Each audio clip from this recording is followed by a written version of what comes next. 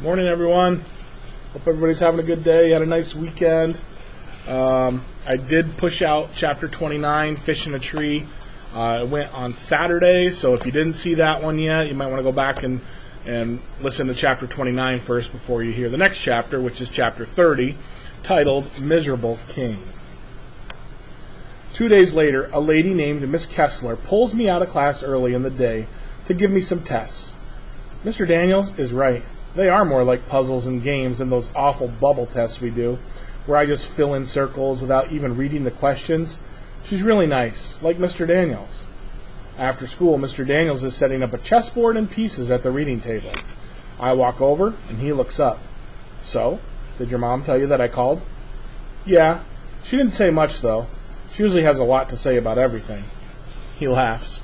Moms usually do. He motions towards the chair. Have a seat.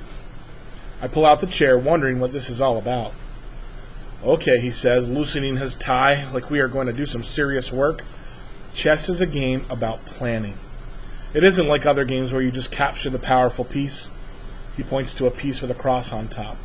This is the king. The object of the game is to trap your opponent's king, but not actually capture it.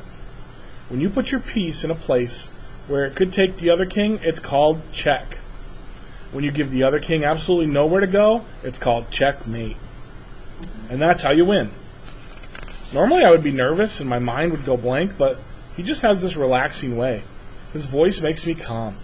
Maybe because I know he will never say anything mean, call me lazy or dumb, and I know he wouldn't think it either.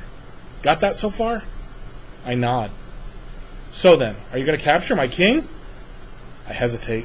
Did I mess up already? Didn't you say that you don't capture it, that you just make it miserable? He laughs. Yes, I did say that. Good, Allie. Good listening. So he goes through the rest of the pieces. The queen is the most powerful and can travel in a straight line in any direction. There are 8 pawns that when you band them together can be strong. Most players take them for granted, though.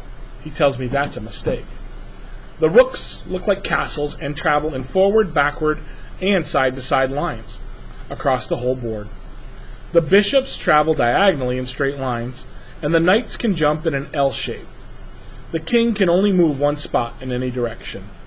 It stinks to be the one with the target on your back and be the one who can't go anywhere. He has made up a sheet with pictures of the pieces and arrows to show how they move. He says it's in case I need a reminder.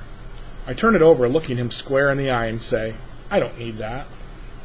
He smiles a little but never takes his eye off me as he reaches down and moves one of his pawns. Good then. When I start to make some dumb moves, he asks, Are you sure you want to do that? The first game ends fast, but on the second game, I capture his queen, the most powerful piece on the board. I stand up so fast my knees push my chair back and it falls over. I want to ask if he let me do that, but I'm afraid of his answer. He holds up his hand to high-five me. Well done! And it is so weird. I don't have trouble with this game. I like it. I like planning what I will do to trap his pieces. He shows me how you can work it so you can put your piece in a place where it can choose between taking 2 different pieces. Then your opponent has to choose which one to let go. That's called a fork. I love the look on his face when I manage one of those and take his bishop. Like it hurts a little, but he likes it too. The longer we play, the better I can see it in my head.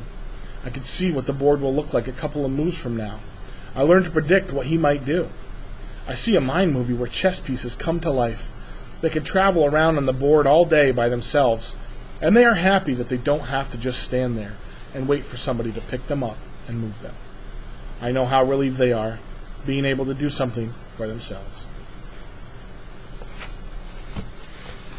Any chess players out there?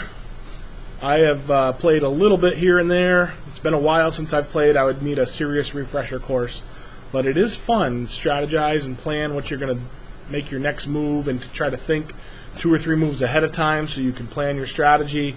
I'm teaching Patrick how to play checkers right now, which is a much simpler version and a little bit of strategy involved in that. And so kind of reminded me, I made a text-to-text connection, or a text-to-self connection, I should say, because that's something that's going on in my own life right now. All right, guys, we'll see you next time for the next chapter of Fish in a Tree.